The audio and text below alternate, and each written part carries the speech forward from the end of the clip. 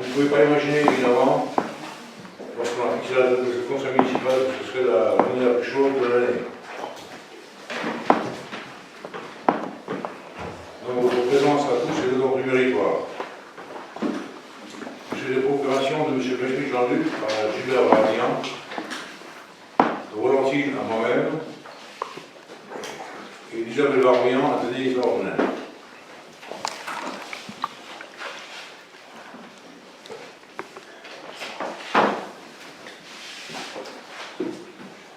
Nous commençons par l'approbation du procès-verbal du 15 avril 2019.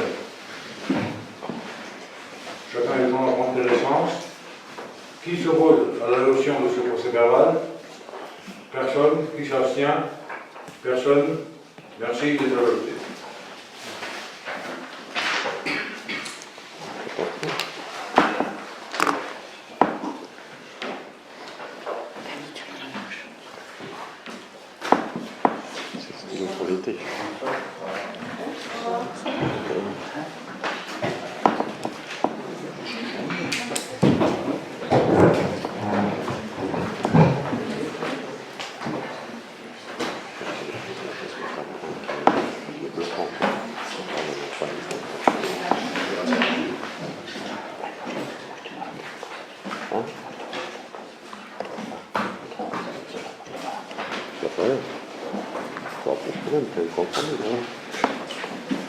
Si tu n'étais pas là, tu peux t'arrêter.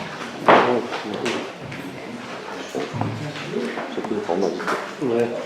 Le conseil d'administration, mon collègue, si je n'étais pas là au précédent, je m'abstiens. Non. Le conseil d'administration au collège, en ce moment, chez nous, on dégaliser, ça ira. Non, je ne sais pas.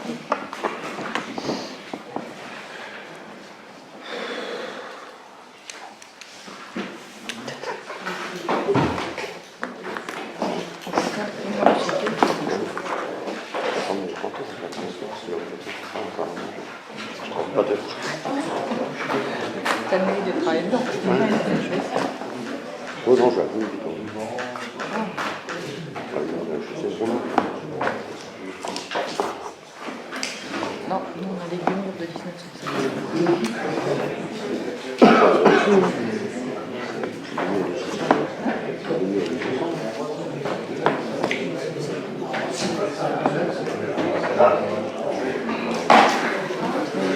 J'ai 26 degrés dans la maison ce soir. Mais c'est 30 minutes le matin.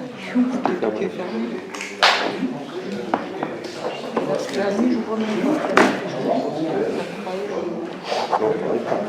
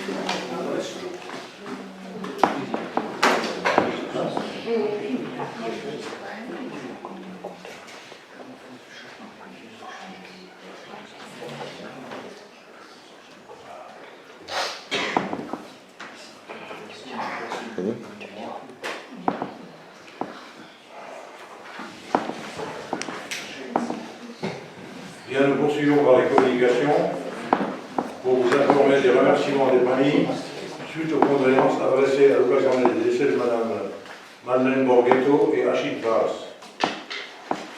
Les remerciements de Mme et M. Roland Hontner et M. et Mme Vigondor suite aux vœux adressés à l'occasion de la noce d'or. Les remerciements des élèves du groupe Joseph Lay pour l'installation des tables et de bancs dans la cour de récréation. Et enfin, le courrier du 1er avril 2019 du président du comité de modèle cyclisme informant la municipalité de l'annulation de la course cycliste du 15 août prochain par manque de bénévoles, de signaleurs.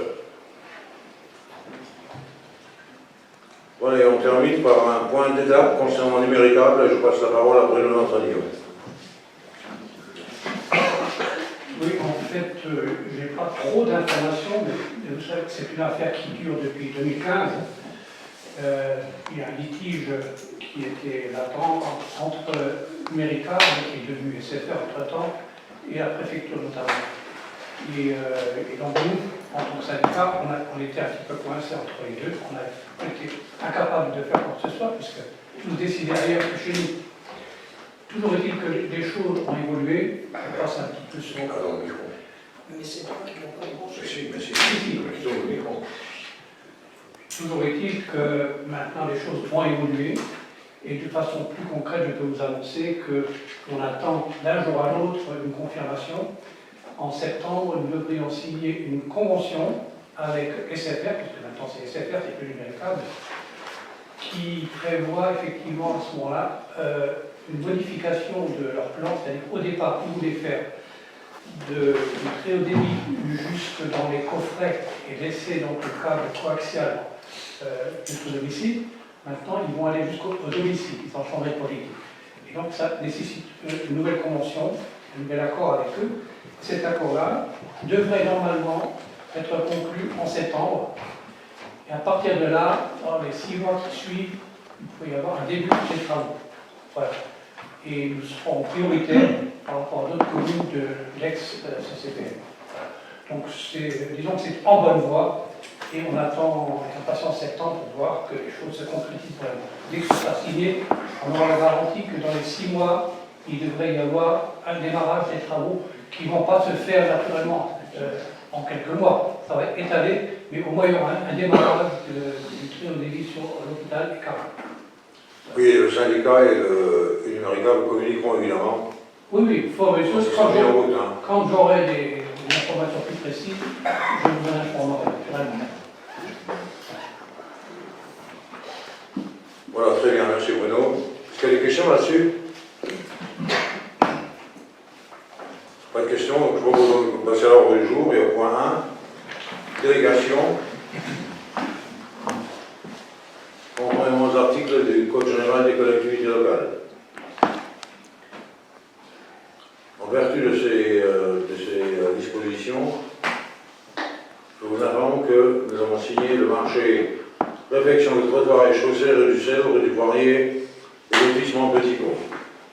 Le marché a été attribué au groupement SNTPF TP Henry pour un montant de tranche ferme rue du Cèdre 89 635 € hors taxe, tranche ferme rue du Poirier 98 080 € hors taxe. Et pour la tranche optionnelle lotissement Petit Pont 202 172 € hors taxe.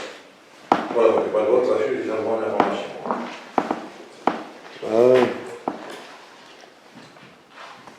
Est-ce qu'il est prévu tout de suite l'enfouissement des réseaux aériens en même temps? Non. Non.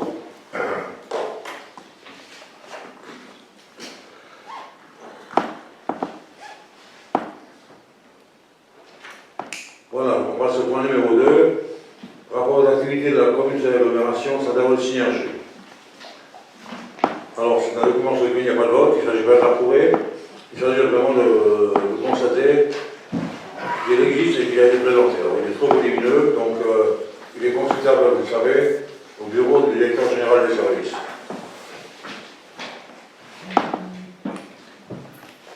Donc, chacun peut en prendre connaissance. Chacun des élus, en tout cas. Voilà. Très bien. On va passer au point numéro 3 qui concerne les admissions en non-valeur. On passe la parole à André Ligny. Le maire de Bac a fait parvenir les états de non-valeur pour un montant de 1 519,73 € et de 587 €. Tout cela est détaillé dans les 2 tableaux qui sont devant vos yeux. Il est proposé au conseil municipal d'admettre en non-valeur ces 2 produits irrécouvrables.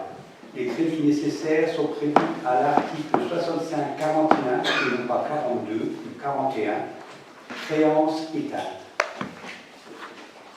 Je rappelle que ce sont des recettes que la commune aurait dû encaisser sur des factures que des administrés n'ont pas réglées. Donc à un moment donné, pour mettre les comptes en équilibre au niveau comptable, eh bien on demande de surseoir au recouvrement. Voilà des questions là-dessus.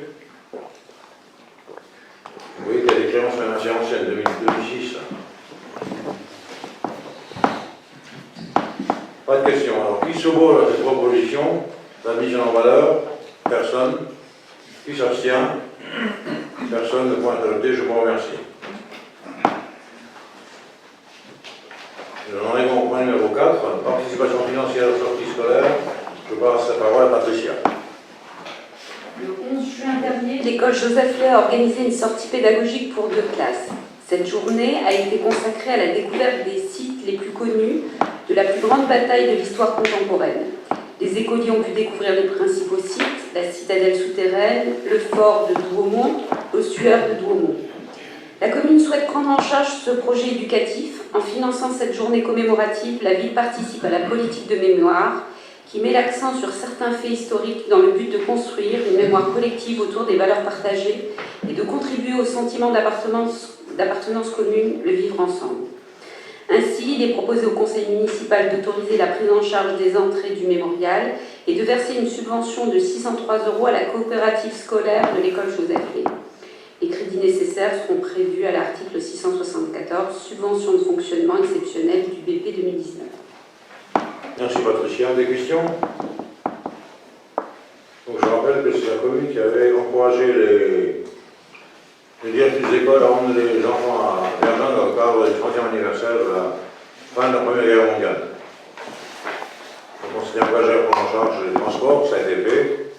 Ils y sont allés, donc ici il s'agit de l'entrée au mémorial pour 603 €. Des questions? Pas de questions. Alors, qui s'oppose à la prise en charge de ces 603 €? Personne. Qui s'abstient?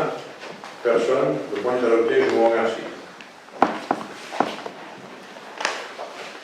Nous passons au point numéro 1, subvention aval Tati Acteur. Je passe la parole à Denise. Le service de garde Tati à toute heure, porté par la femme devenue Alice, a été mis en place à l'hôpital en 2016. L'usage de cette solution de garde d'enfants à domicile à destination des parents hospitalois travaillant en horaire décalé a fortement progressé. En 2016, 135,5 heures de garde ont été mobilisées, en 2017, 290 heures, et 2018, 1075 heures. 1000,75 heures. Pour faire face à l'accroissement de la demande et maintenir ce service sur le territoire, la participation de la ville devra être revalorisée. Il est ainsi demandé au conseil municipal d'approuver le versement d'une subvention de fonctionnement de 1 542,83 €. Les crédits nécessaires sont inscrits à l'article 65-74, subvention de fonctionnement aux associations et autres. Moi, je rappelle que quand cette opération a été lancée, on ne savait pas évidemment combien d'heures ça représenterait sur l'année. Donc on a été invité à verser un forfait de 1 000 €, donc on va verser 1 000 € par an. Hein. Il a eu une augmentation considérable du nombre de demandes. On demande un reliquat de 1 542,83 €.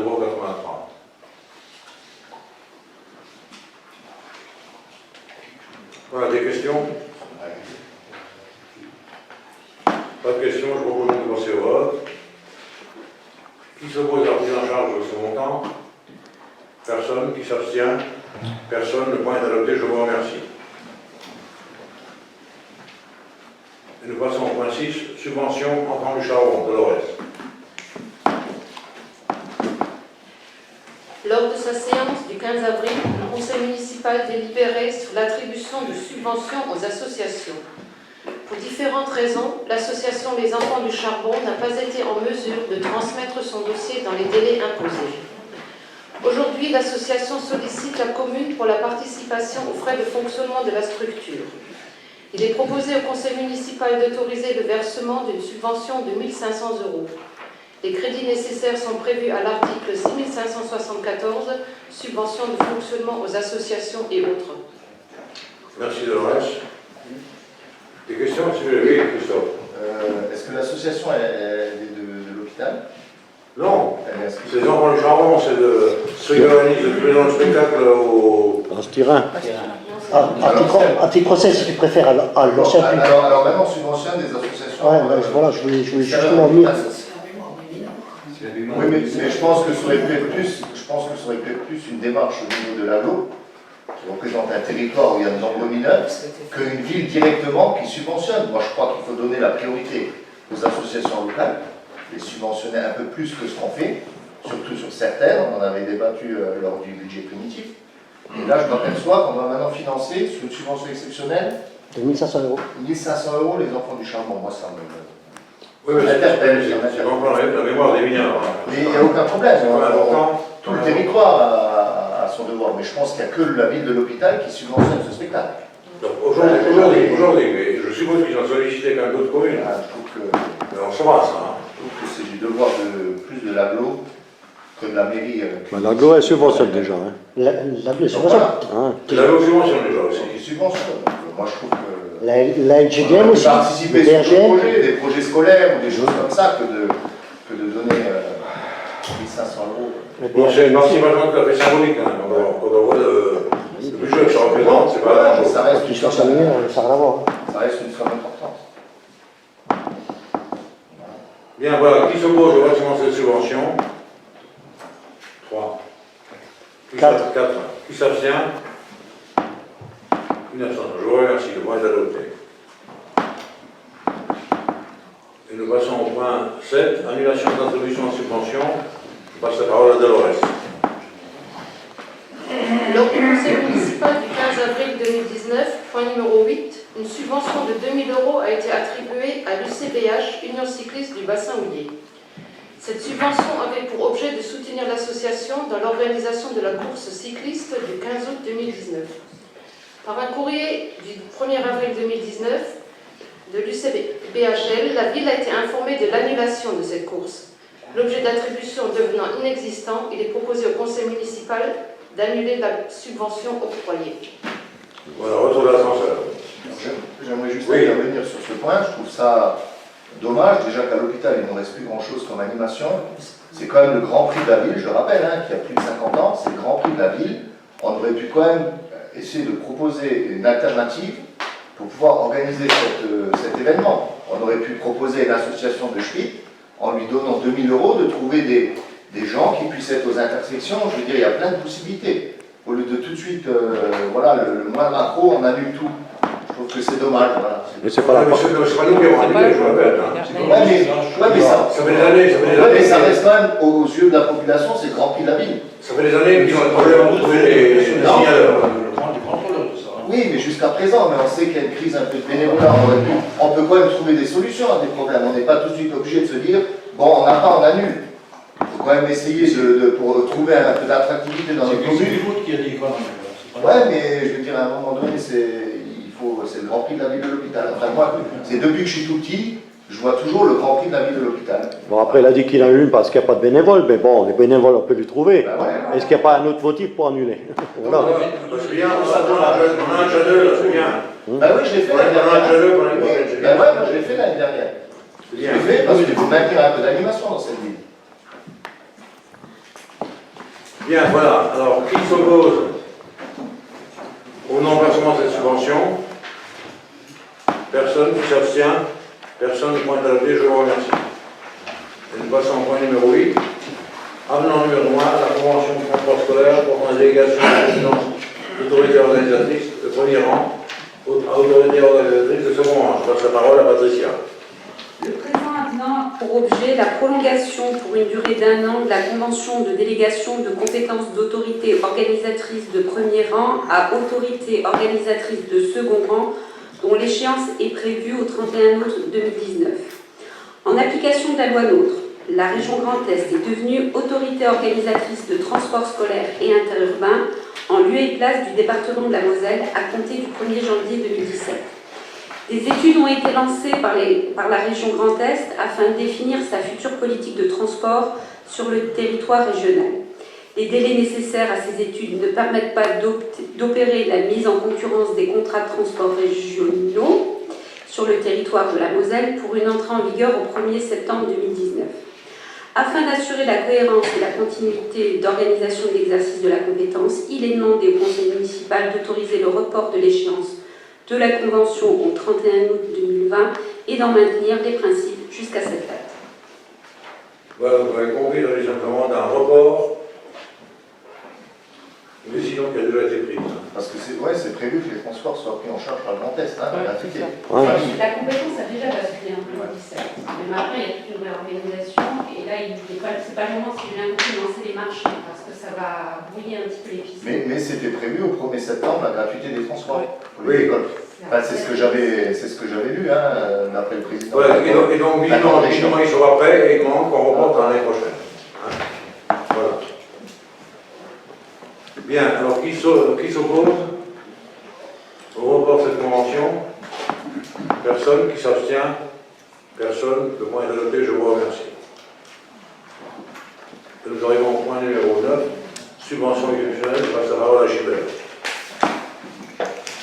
Une demande de subvention exceptionnelle a été adressée à la commune par l'association Sporting Club des Arts Martiaux. L'association sollicite une aide financière pour pouvoir participer aux compétitions nationales pour lesquelles ses adhérents ont été qualifiés. Au vu du succès sportif du SCAM et de la politique sportive ambitieuse mise en place sur le territoire communal, il est proposé au conseil municipal d'autoriser le versement d'une subvention de 500 €. Les crédits nécessaires sont prévus à l'article 67-45, subvention aux personnes de droit privé. Voilà, donc on dépense 1500 d'un côté, plus 500, ça fait 2000, on récupère 2000 de l'autre. Mais je vais répondre par rapport aux 500 €. Par contre, là, ça aurait été pertinent de donner 2000 €, sachant que c'est des jeunes de l'hôpital qui représentent la ville de l'hôpital. Je ne sais pas si les enfants du Charbon représentent forcément la ville de l'hôpital. Peut-être certains de ses habitants qui ont travaillé au Hyères, mais au-delà de ça, je trouve que ça aurait été beaucoup plus intéressant de verser une somme plus importante au judo, avec leurs bons résultats, que de... Voilà, après c'est des choix. C'est simplement des choix politiques locales. Voilà. Mais je suis pour la subvention de 500. Pas encore heureux. Mais c'est pas assez. Mais c'est pas assez. Au but de ce qu'on donne à Bien, c'est noté, ok.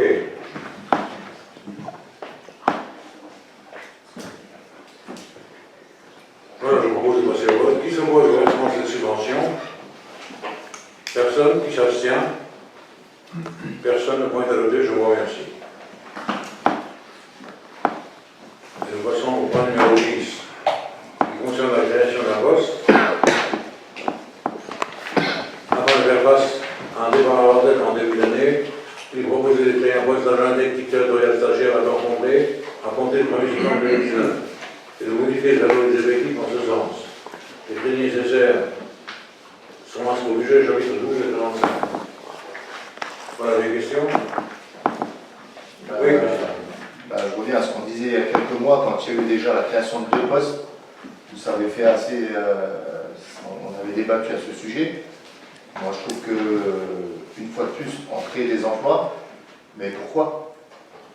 Alors qu'à chaque fois, on dit il n'y a pas de moyens, la dotation elle baisse, on essaie de faire des efforts dans le fonctionnement, sachant que les créations de postes, c'est dans le budget de fonctionnement, et on continue à embaucher. Moi, je n'arrive pas à... Alors que les résultats, la population ne voit pas ces résultats. On a des gens, il n'y a pas de résultats. C'est pour ça, je ne comprends pas qu'on crée des postes. pour l'instant, c'est pas l'embauche, c'est un remplaçant parce qu'ils sont stagiaires. Hein. Mais peu importe, Voilà. il va quand même coûter au contribuable suédois. Et j'aimerais bien savoir, qui c'est, parce que beaucoup de gens sont partis depuis. je pense quand même, et ce recrutement, il a été fait comment? Est-ce que les gens ont pu postuler? Est-ce que c'était en interne? Est-ce que c'était en externe? Ou est-ce qu'on va à nouveau découvrir que c'est du copinage ou du clientélisme à 6 mois des élections? Moi, je voudrais bien savoir qui c'est qui va être embauché. J'aimerais bien savoir. Christophe, Un peu plus de transparence. Là, tu t'adresses au conseil municipal, on ne peut pas tout te laisser dire non plus. Hein. Tu nous taxes de copinage et clientélisme. Dites-moi le nom de la personne qui va être embauchée. Attention à ce que tu dis. Un peu plus de transparence. Attention à ce que tu dis. Dites-moi le nom de la personne avec un peu, Non, plus, ça, c'est la un peu plus de transparence. Le choix des personnes, c'est la compétence du maire. Bah alors, vous pouvez dire, vous avez choisi la personne. Alors, vous pouvez dire le nom, il n'y a rien à cacher, non? Les gens veulent savoir. Vous avez juste de compenser un départ pour que... Là, vous ne répondez pas à ma question. Pour Vous maintenir, dites compenser un départ. pour maintenir l'efficacité des services techniques. Voilà. Efficacité des services techniques. Oui, bah oui. C'est vrai qu'on n'est pas assez en proche. Mais bon, ça manque un peu. Voilà, qui s'oppose à la création de poste? 3. Qui s'abstient? 3. Point d'adopté, je vous remercie.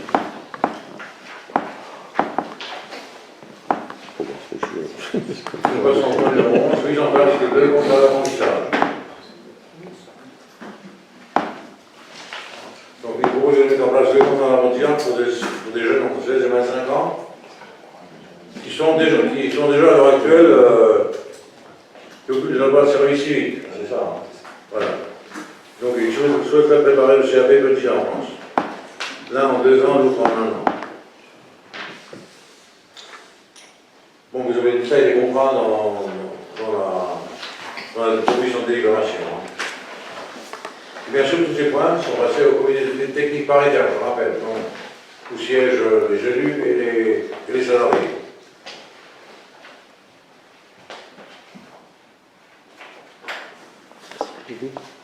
Voilà, des questions? Des questions, je propose de passer au vote. Alors, qui s'oppose à la mise en place de ces 2 contrats d'apprentissage? Personne. Qui s'abstient? Personne.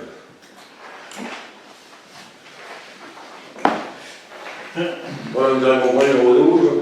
Nature et durée des autorisations spéciales d'absence. L'article 59 de la loi du 26 janvier 1984 prévoit l'octroi d'autorisation d'absence pour les agents publics territoriaux. Mais il faut en fixer les règles. Et le document qui était joint, et qui fixe les règles de jour d'absence possible en fonction des circonstances.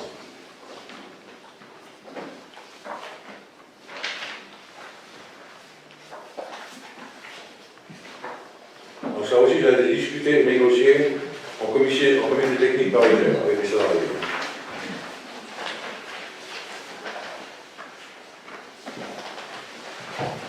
Voilà, c'est obligatoire dans toutes les collectivités. Je pense que c'est tout à fait raisonnable ce qui est proposé.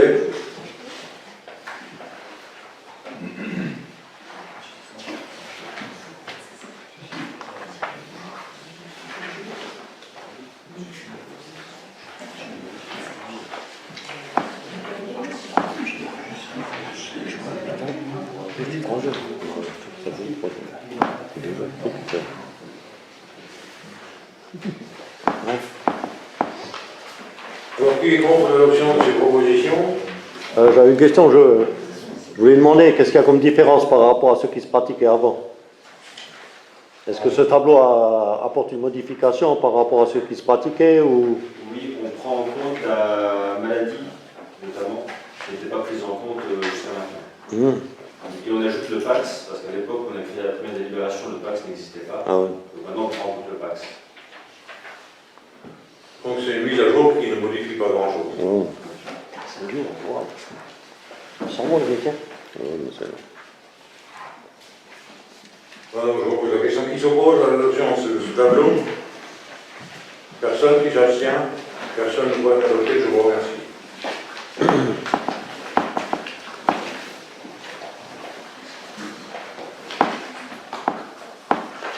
On en arrive au point numéro 13, indemnisation des travaux supplémentaires pour les élections. Donc ça concerne le montant des rémunérations des personnels administratifs pendant les élections, quelles qu'elles soient. Vous savez que c'est la commune qui paye les agents et que l'État nous reverse une petite partie, très petite partie. Donc c'est une charge assez lourde pour la commune.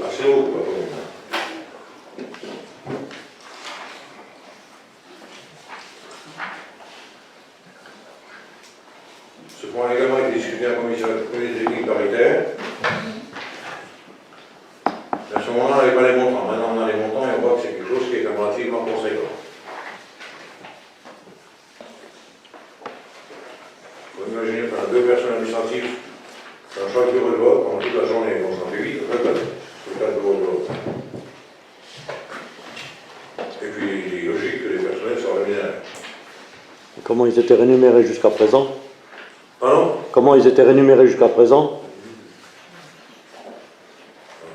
Par une indemnité complémentaire, mais qui n'avait pas de valeur juridique maintenant que l'ICE existe. Ah ouais. Indemnité complémentaire pour l'élection. Okay. Je précise que le montant de 1 091 € n'est pas le montant qui est versé.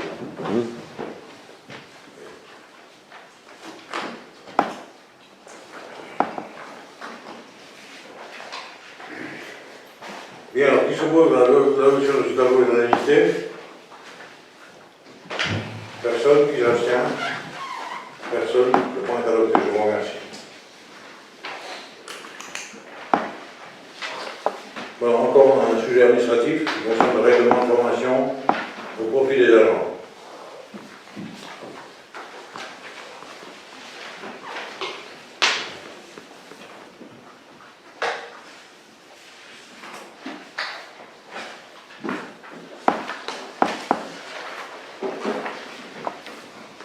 Il s'agit d'apporter un soutien à la formation dans un cadre précis et clairement défini comme examen statutaire obligatoire, de préparation au concours et examen de la fonction publique territoriale, les stages proposés par le CNFPT, les actions de formation organisées en interne pour la vie de l'hôpital pour ces agents sur des thèmes spécifiques. Participation des agents municipaux à des formations proposées par des organismes privés qui peuvent, au cas échéant, être diplômants ou certifiés. Voilà.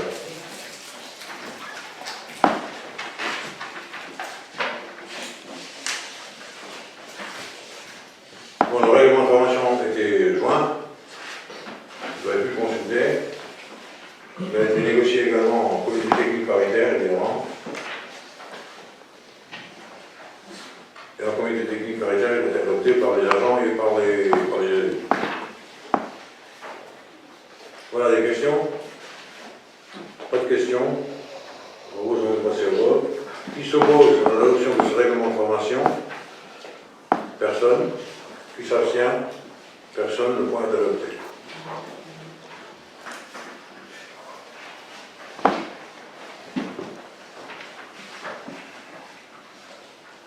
Et on n'en a pas terminé, puisque le point 15 concerne les formations subies au titre du compte personnel de formation. CPF, Henri, vous nous en dire le nom.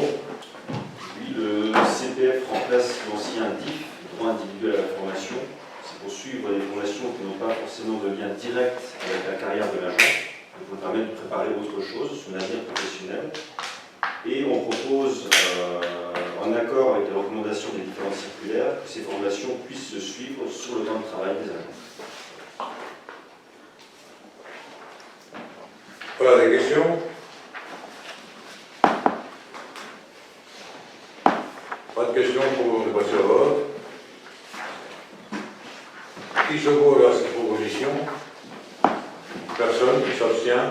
Personne. Le point est adopté. Je vous remercie.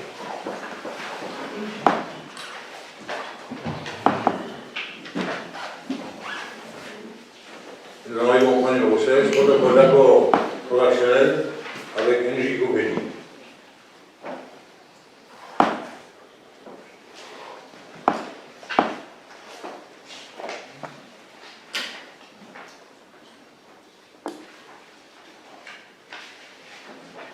Il y a eu un souci de comptage de calories au niveau du gymnase de la place du marché. Il y a une conduite de gaz qui arrive et se sépare en deux, une pour le circuit des radiateurs, une pour le circuit des aérothermes.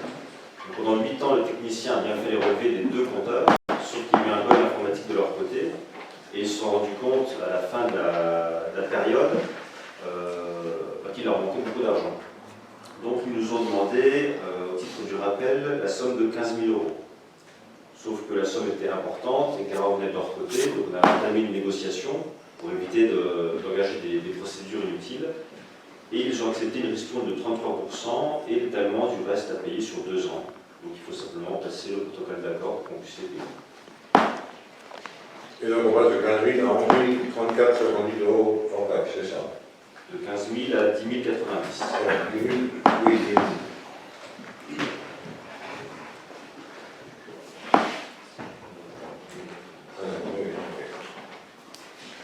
Très bien. Question, oui. Oui, je voulais demander, mais quand vous recevez des factures, est-ce qu'il n'y a personne qui les contrôle? Parce que là, on a été sous-facturé dans un sens. Mais on aurait pu très bien être surfacturé sur d'autres trucs. On a fait le contrôle justement en fin de période. On avait un contrat avec Ophélie sur 8 ans, et c'est en faisant le bilan de cette période qu'on s'est rendu compte qu'il y avait une erreur.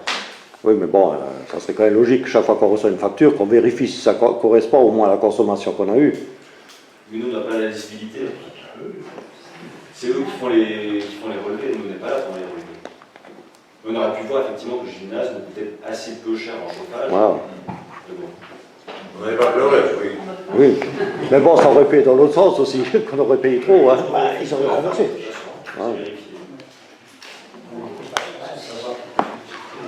C'est tout. Hein. Je ne sais pas pour la maison, mais je dis, bon, ça compte, si ça compte. Bien, alors, qui s'oppose à la prise en charge de ces 10 090,29 € hors taxe? Personne. Qui s'abstient? Personne. Le point d'adopté. Je vois. Je sais, il n'y a pas.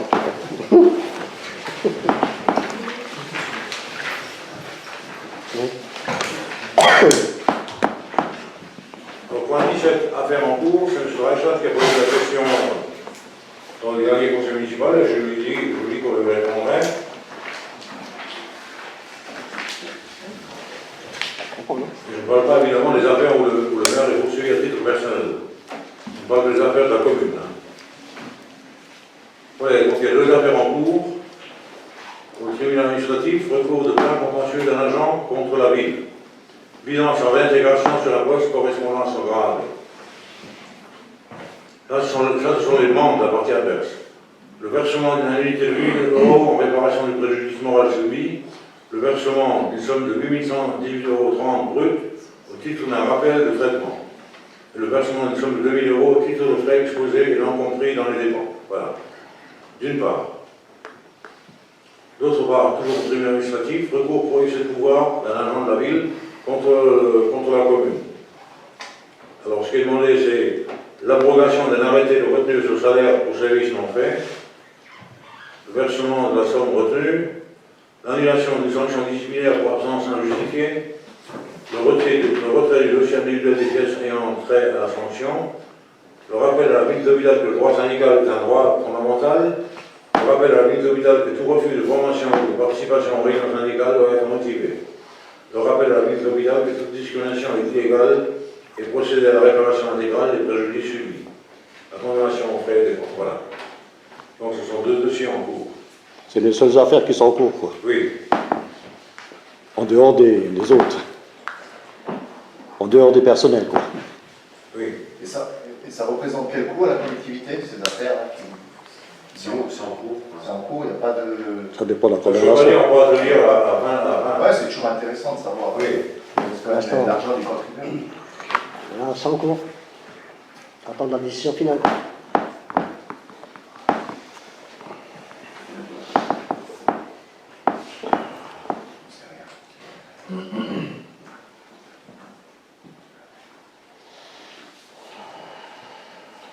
Allez, on va se prendre numéro 18.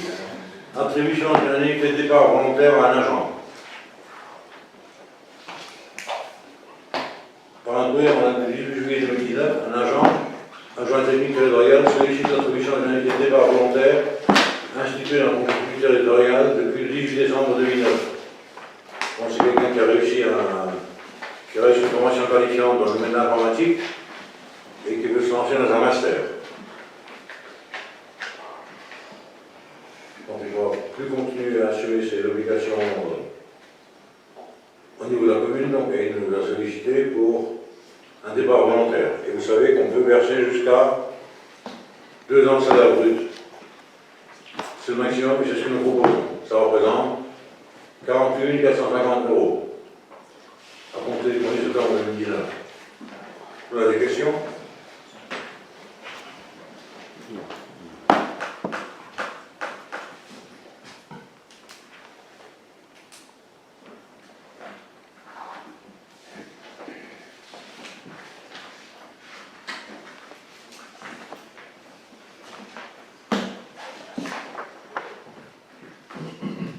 Prochaine question, je propose de passer au vote. Qui s'oppose à cette proposition?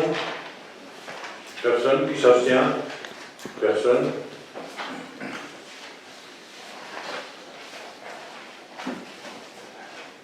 Et on arrive au point numéro 19.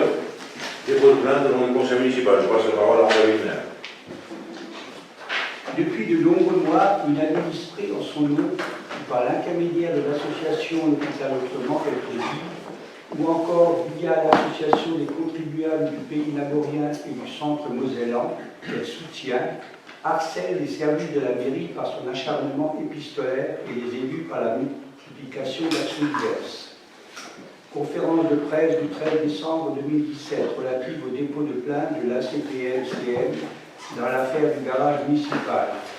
Divers courriers de l'ACPL-CM en date du 25 octobre 2017, du 6 novembre 2017 et du 6 mars 2018. Divers courriers de l'association Hôpital Autrement, le 22 janvier 2017, deux courriers, le 16 février 2018 et le 25 juin 2019. Divers courriers en son nom propre, destinés à Madame le sous-préfet, visant à nuire à l'image de la politique menée localement, le 21 mars 2019, le 24 avril 2019 et le 14 juin 2019. Dépôt de copies des courriers surmentionnés au domicile des élus municipaux, filature du véhicule communal et prise de photographie, publication régulière sur Facebook et notamment la page Explique Autrement dont elle est administratrice. Conformément à l'article 222-32 du Code pénal, le fait de harceler autrui par des propos ou comportements répétés ayant pour objet ou pour effet une dégradation des conditions de travail susceptibles de porter atteinte à ses droits et à sa dignité, d'altérer sa santé physique ou mentale, ou de compromettre son avenir professionnel est puni de 2 ans d'emprisonnement et de 30 000 € d'amende. Ces faits étant prouvés et portant directement atteinte aux droits et à la dignité des élus du conseil municipal, il est proposé d'engager une procédure pénale à l'encontre de Mme Maugrat au nom des conseillers municipaux. Ce qui est extraordinaire, c'est toujours les gens qui sont le moins habilités à revêtir le costume du chevalier blanc, qui le font. Je rappelle que Mme Maugrat est surtout connue pour sa condamnation en 2004, à 18 mois de prison et à rembourser les 207 000 € qu'elle a extorqués. Je distribue d'ailleurs le document de l'époque, pour rafraîchir la mémoire à tout le monde.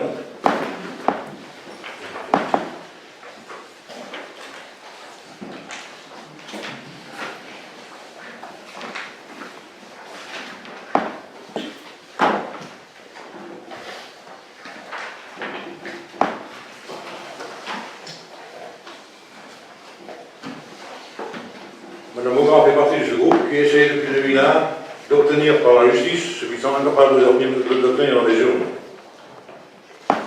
Voilà, est-ce qu'il y a des questions?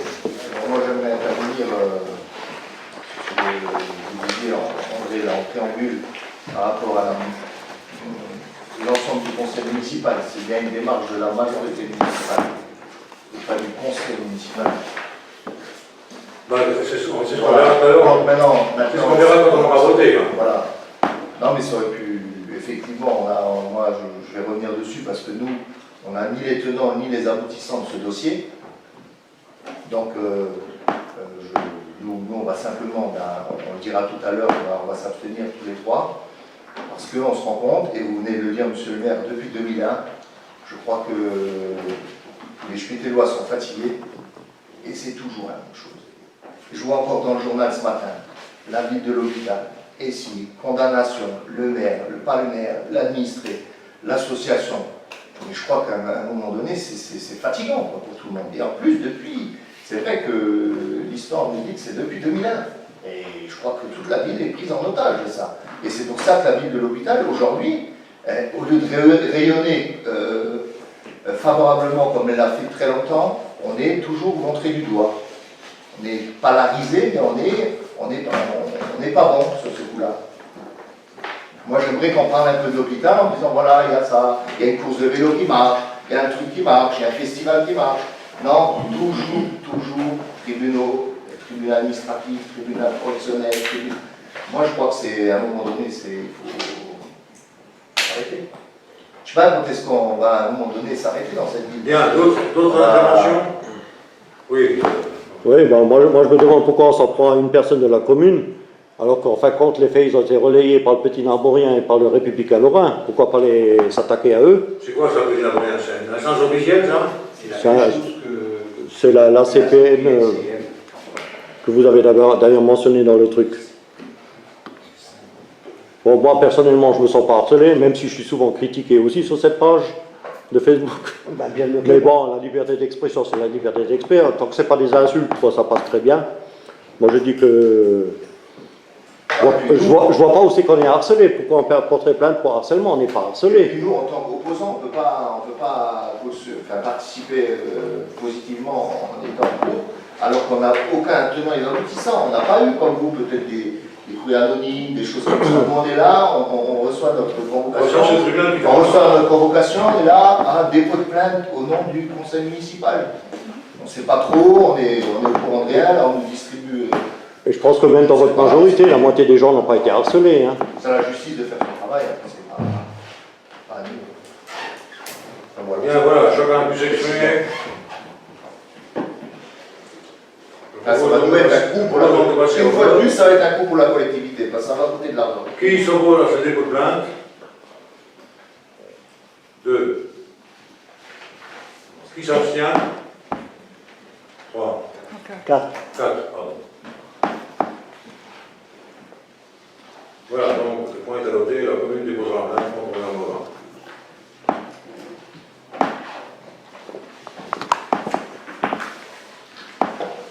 Voilà, on arrive au point numéro 20. Adhésion à la Fondation du patrimoine. André. Créée par la loi du 2 juillet 1996, la Fondation du patrimoine a pour vocation de promouvoir la sauvegarde et la valorisation du patrimoine populaire de proximité, public et privé, grâce à un dispositif d'aide arrêté en partenariat avec les collectivités locales et les services de l'État.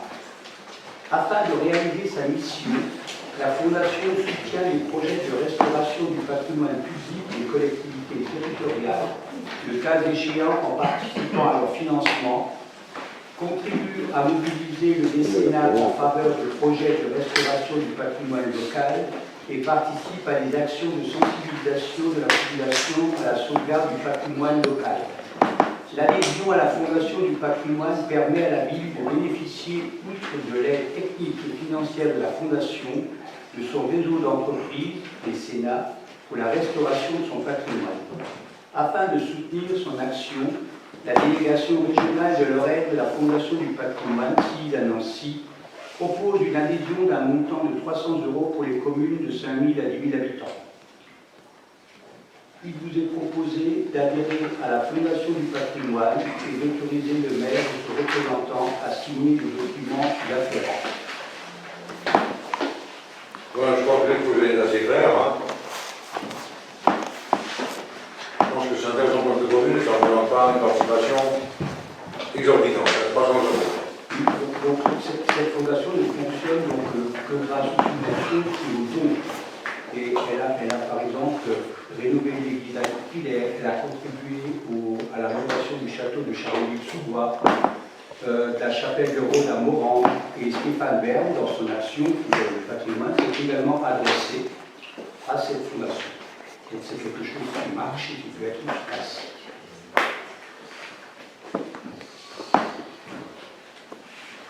Voilà les questions. Alors, qui se voit à cette adhésion? Personne. Qui s'abstient? Personne. Le point de noter, je vous remercie.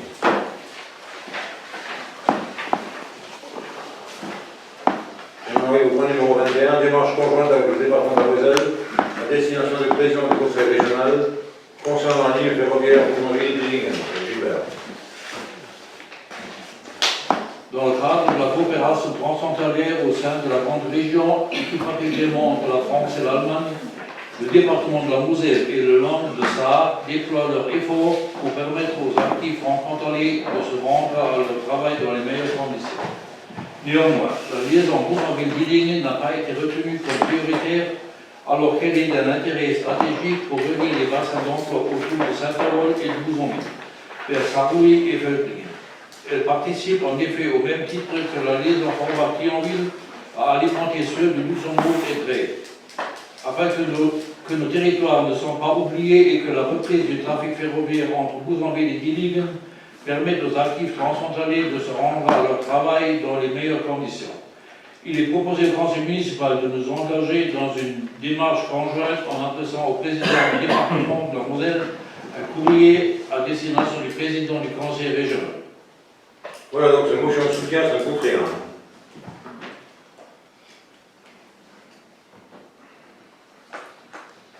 Des questions? Pas de questions? Moi, je propose de passer au vote. Qui s'oppose à cette proposition? Personne qui s'abstient? Personne, je vous remercie.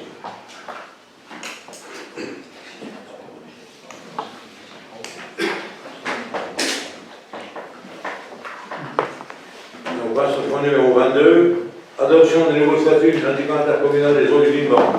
Florent.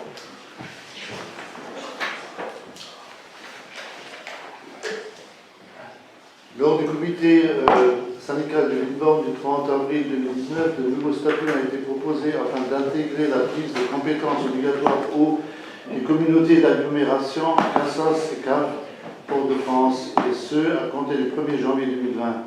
Le syndicat de Vinborn a également, par la même occasion, toiletté ses statuts afin d'en préciser ses missions. Un document unique fait place à une agrégation d'arrêtés préfectoraux anciens rendant le tout plus lisible. Sans préciser notamment le nombre de délégués ainsi que la procédure de représentation en substitution. Compte tenu des délais administratifs, il est proposé au conseil municipal d'adopter les statuts consultables du bureau du directeur général des services dès aujourd'hui afin de rendre le syndicat pleinement fonctionnel en 2020.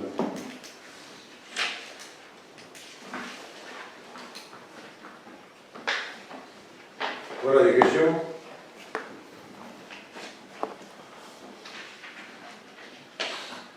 Pas de questions, je propose de passer au vote.